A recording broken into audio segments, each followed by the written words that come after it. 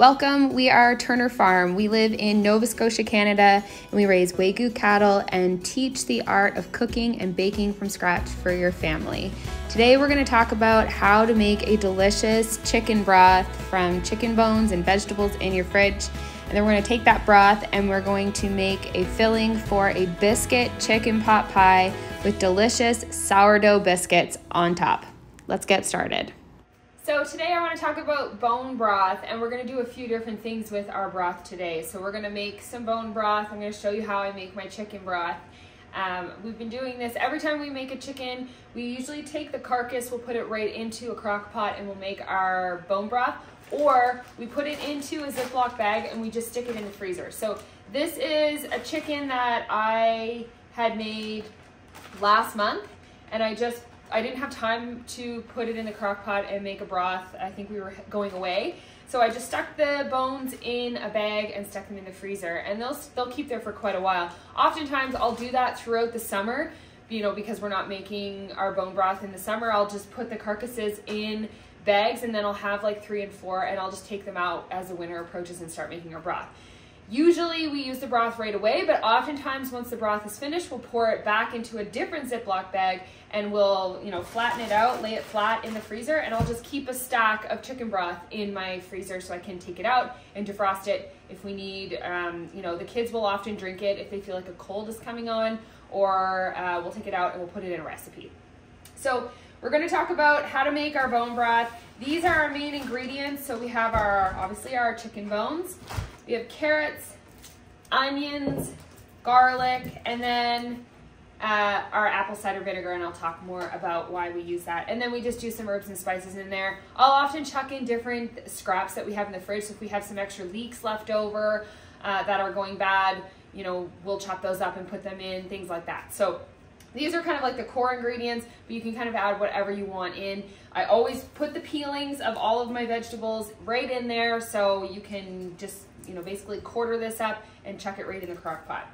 And then after we do that, I'm going to show you how we make our chicken soup, and then we're going to thicken up the chicken soup, and we're going to make a really awesome chicken pot pie with biscuits on top. So we're going to make some sourdough biscuits, we're going to put those on top and make our chicken pot pie. So a few different things happening in our video today, but I'm really excited to get started. So making bone broth is incredibly simple. We're just going to start with our bones, obviously. We're just going to dump those into the crock pot. So if you had just made a chicken fresh, you can just peel what chicken you want to keep off it, put it in the crock pot, and then we are going to just cut up our vegetables.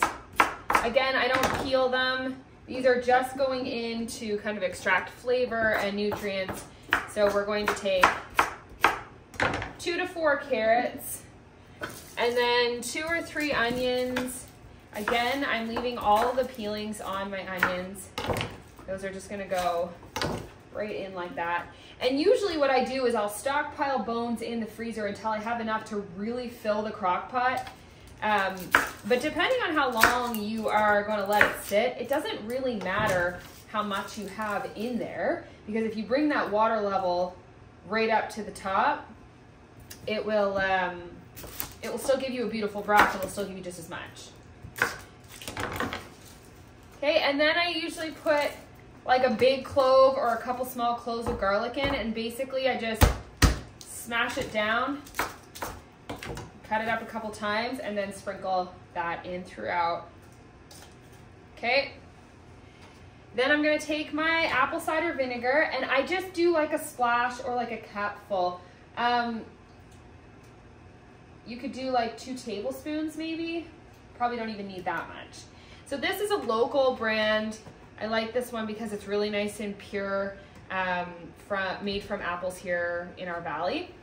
So I get this, but you can get any kind of raw apple cider vinegar. Again, you can even use white vinegar. It doesn't really matter. Now that we have our ingredients in there, I like to just add in some herbs and spices. So this is just some sage. Usually I grow sage in my garden and I'll hang it and dry it. But I'm all out from this year. We've used a lot of it. So I just put some sage in. I like to do fresh ground pepper. You can actually even add some cayenne in here if you like a little kick to your broth. And then I do some really good gray salt. Not everybody does salt in their broth. A lot of people will add the salt in once they make their soup after. I find it really brings the flavor out, so I like to put it right into the broth, but you don't have to put a lot in. And then that's it. So now we're gonna bring it up to here with water, and I'll show you kind of how we turn it on. Okay, so we're gonna select low. I do this on low. Some people do it on high. I do not. I just put it on low. And then I like to do at least 12 hours. So I'm gonna put this at 12, but then I will, it's 12 and a half. But then I've also done it up to 20 to 24 hours. So it really just depends, and there's really no wrong. So it will start to sizzle and boil and do all of the things in there, and I'm just gonna leave it alone. It will smell delicious all day, and tonight we will have bone broth. So this broth has been in here for about 20 hours. It's still pretty hot. Okay, and I just want to show you the color of it before we fully strain it. Obviously this will have some stuff in it, but just to give you an idea. So it should be like this really beautiful, dark color. Just like that. So if I was to let this sit, like all of that kind of gelatin would rise to the top, and that's a good thing. So you really want to use the apple cider vinegar when you're making your broth, because what it does is it kind of helps break down the bones, and it like better produces, you can see like the bones are just falling apart. They're just soft now. So it breaks those down, it pulls all of that gelatin, all of that out of the bones, and so it makes them nice and soft. So that's why you can use any type of acid, like I mentioned before. You can do like a white vinegar or something like that, but I find the apple cider vinegar really adds to the flavor and really pulls that, like faster develops that gelatin. And so if you leave bone broth in the fridge, that's what you want to see. You want to see that kind of gelatinous film on the top of it, and that means that, you know, it's really healthy and really good. So you're obviously not going to see that in a store-bought broth. You can keep it in the fridge for as long as you want, and it doesn't ever form that on the top. So that's why we make our own, because it's just so much healthier. We can use really fresh ingredients, and you know, it really gives your body that kick of immune system. It's higher in protein, has the collagen and the gelatin, all that stuff kind of still in it, so it's really good for you. Try to pour this in. Usually I let this cool a bit, but I'm gonna try to pour it in here.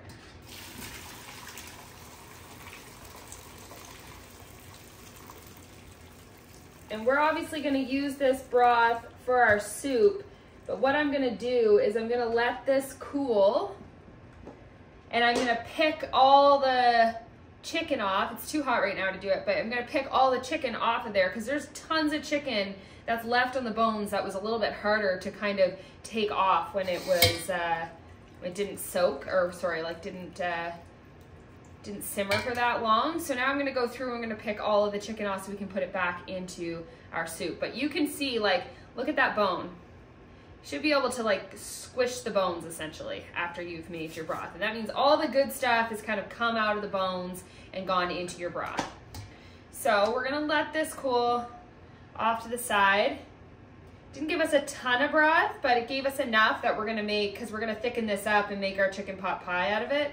So we're gonna set those things aside. All right, we're gonna make the best chicken pot pie. So I'm actually I said we're gonna make the biscuits. We're gonna get the veggies started, and then we're going to make the biscuits while that's cooking over there. So we have our potatoes. We're gonna dice these up. My dad actually uses rice in his chicken soup and chicken pot pies instead of potatoes, but my family does not like rice, so I'm using potatoes, but you can use either. So I'm gonna dice these up, and then I also have carrots, onions, and we're gonna do some garlic, And we're also gonna add frozen peas and frozen corn once it gets cooking. And then I have all my shredded chicken here. So anything dark that you see in here, I pulled off the chicken when we simmered the broth. And then I also cooked up some extra chicken breasts in there just because I wanted to make sure we had enough chicken. So because we didn't have enough left over from the rest of it. So we have white and some dark meat in there. And we'll get these done up. We're gonna we're gonna fry up our vegetables, and then I'll show you how to add the rest of ingredients to really thicken it up. You can make this as like a chicken pot pie soup, so you can keep it as a soup and add less flour so it's not as thick, and you know, eat it like a soup with a biscuit. Or you can make it, I like making it like this because then you can just go right in and scoop it out, and I just find it a lot easier. But you can make it with the biscuits on top, and that's how we're gonna do it today, because then you don't have to bake anything separately. You just toss it all in one dish and bake it in the oven, and it's ready to go. So, okay, so you're gonna add about 1/4 cup to 1/3 cup of butter into like a heavy bottom saucepan. And we're just gonna take our carrots, onions, and garlic and add it in there with it, and we're gonna bring it to kind of like a sizzle, melt that butter, bring it to a sizzle, and then we'll get these all kind of cooking up together. Usually I'll let the butter melt first and then add that in, but I just wanted to show you kind of how much butter we have in there. So we'll turn that up and bring that to a sizzle, and then we'll get that all cooking up. So this is sizzling. Now we're gonna cook this up until everything starts to get tender.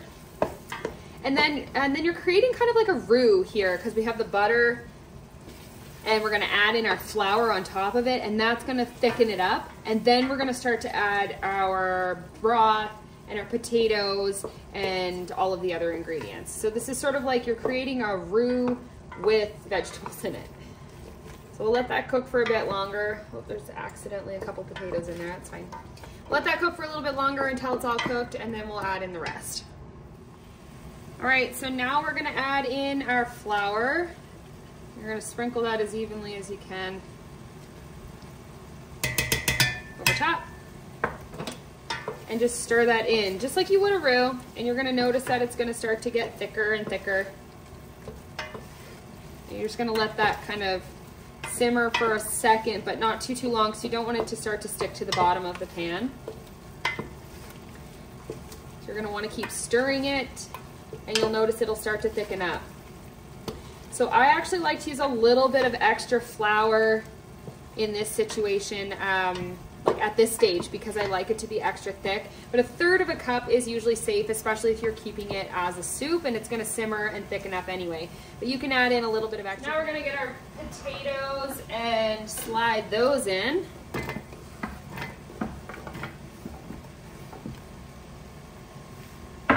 If you don't like a lot of potatoes, you don't have to use this many, but they will cook in nicely into your pot pie.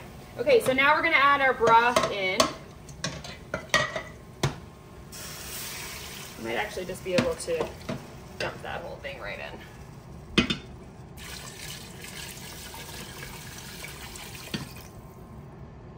And you're gonna wanna bring it back up to a boil, because all of that flour mixture on the bottom needs to be incorporated in as it starts to boil. So I like to pour some in and then give it a good stir around, so you can see it's starting to lighten up a bit from the flour. Give it a good stir around and then add the rest in, just so that it doesn't get clumpy.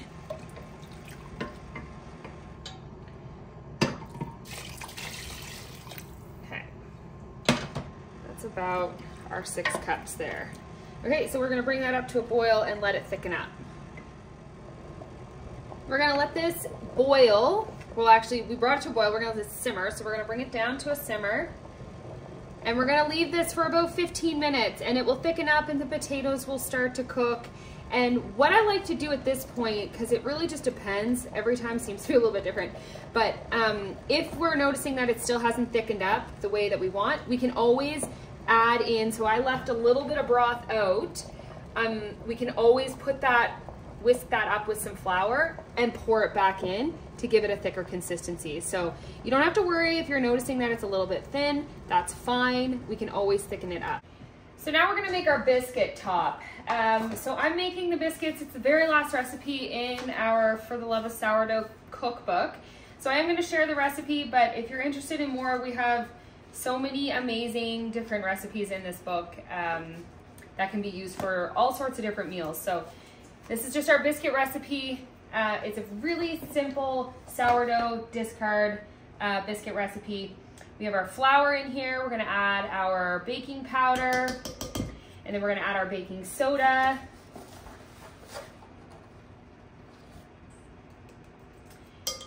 And our salt, teaspoon of salt. I'm just using like a nice gray salt.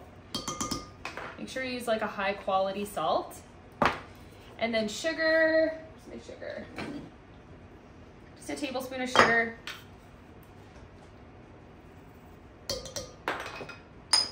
Okay, and then we're gonna add our butter in. So I like to grate my butter. This is a cold block of butter. It's half a cup of butter.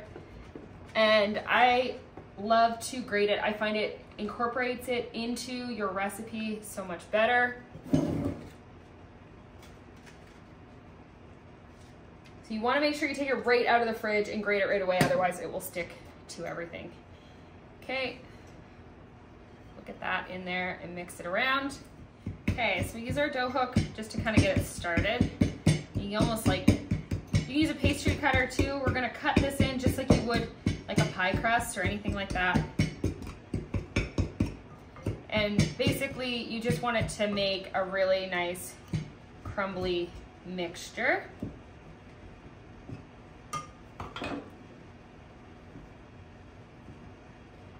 Okay, so you can get in there with your hands or a fork or whatever you have. Okay, so now we're gonna take our sourdough discard and we're gonna pour that in on top.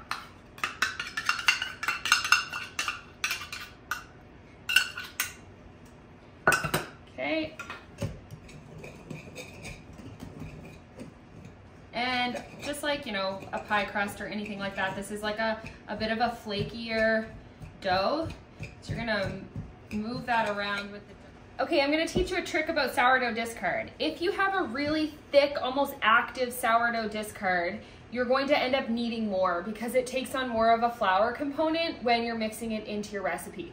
If you have like a really wet, soupy sourdough discard that's been sitting in the fridge for a while, you're not gonna need as much of it because it's gonna take on more of like a liquid component. So those are things to keep in mind as you're kind of moving through recipes like this and like the pie crust and that sort of thing. So I had a really quite active sourdough discard and I didn't quite fill that cup full. So I am gonna need a little bit more, or you can do like a couple tablespoons of water if you need to, if you kind of like need a little bit of extra to get the dough worked together. So I will make a note of that, but it is really important to keep that in mind for any sourdough discard recipe that you're making. The thicker the sourdough discard, oftentimes you'll need a little more, and the thinner and the soupier the discard, you'll often need a little bit less. So there's actually a couple different ways that you can do this.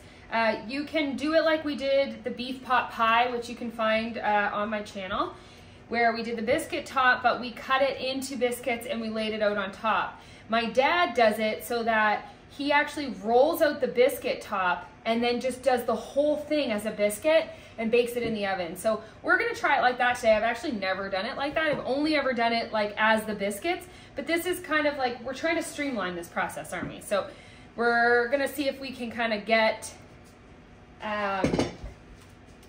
it a little bit easier. So I still like to kind of do the layers of it a little bit. So, you know, you can do it with a rolling pin or you can just do it with your hands just to kind of get those flaky layers. And we're not kneading this because we don't want to develop any of the gluten.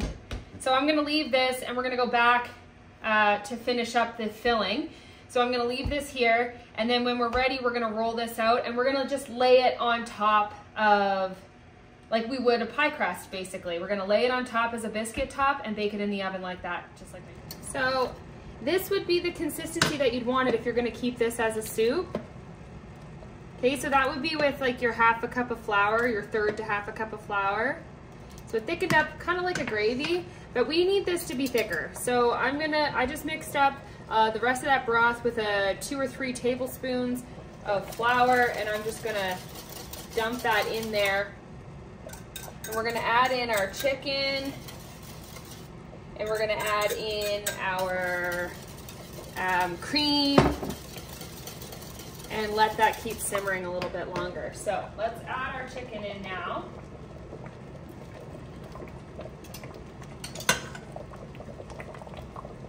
Let that boil a bit. We're gonna add all the chicken in. And it's even starting to thicken up now. You can see it starting to thicken up. We're gonna add in our cream.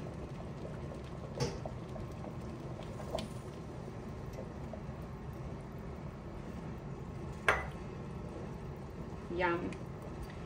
Okay, and we'll get our frozen peas. I don't like to put those in kind of like right till before the end when we're ready to put it in, only because I just don't want them to fall apart. So I like to really make sure that this is kind of done where we want it. And it's getting there, so it's getting thicker. We're gonna let that boil a little longer and thicken it up a little more before we add in our peas and our carrots. All right, so we love peas in our pot pies, so you don't have to put them in if you are not someone who loves peas.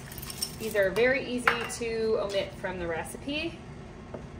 But we do about a cup of green peas and then about half a cup to a cup of corn. We'll start to mix that in. I just find it gives it some really nice color too, so I like putting the corn and the peas in. So again, this is really nice and thick now. Obviously this is too thick for a soup, so you would have stopped probably adding any flour in. You wouldn't have mixed that up if you were going to keep this as a soup. You would have just kept it kind of a little bit soupier. I think this would be probably too thick to have as a soup, but you can keep it like this, eat it as is with some biscuits, or we're going to assemble it into our pot pie and put our biscuit top on and bake it in the oven. Okay, so this is looking really great, nice and thick. And I just love the shredded chicken in there. So we're gonna pour this into our cast iron pot now, or pan, I guess, sorry. And so I am gonna pour this in. This pan is actually the perfect size for this amount. We'll scrape the rest of that out after. But you're just gonna spread it around evenly. And then we're gonna roll out the biscuit. And when we roll it out, because this is so hot, we're gonna put it in the oven immediately so that the biscuit doesn't get soggy or anything like that. So we're gonna roll it out, put the biscuit right on top, and stick this directly into. All right, so normally what I would do at this point is I would roll this out and cut out biscuits, but my dad just simply rolls it out. And he rolls it the size of the pan, so that it's a bit thinner. And I like that because it covers the whole thing, so there's no part of, you know, when you scoop out, there's no part of your scoop that's not gonna have biscuit on it. Again, it does make for a thinner top. So we just wanna make sure that it is about the width of your pan, whatever you're using. Oops. I'm pretty sure this is a 9 by 13. So any glass 9 by 13 if you'd rather that too. Okay. Just make sure, so that basically fits on the top of that. So we're gonna slide this over. And it doesn't have to be perfect. This is more of a rustic dish. So we're just gonna actually, again, this is the first time I've done it like this. Here. We're gonna just slide it down on the edges. I'm gonna take a piece there and put it into the corners.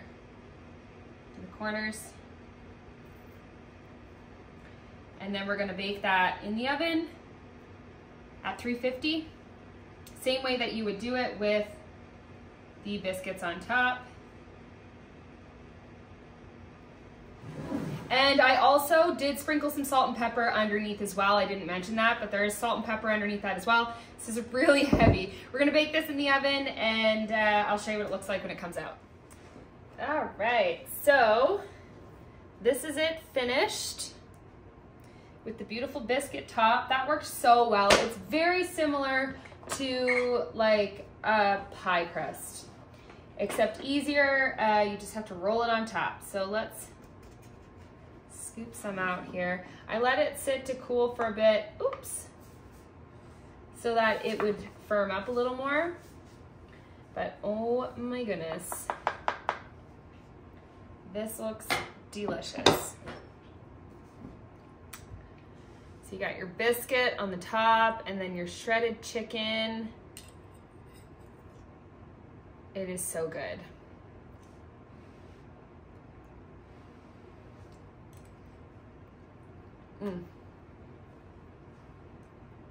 Perfect. So good.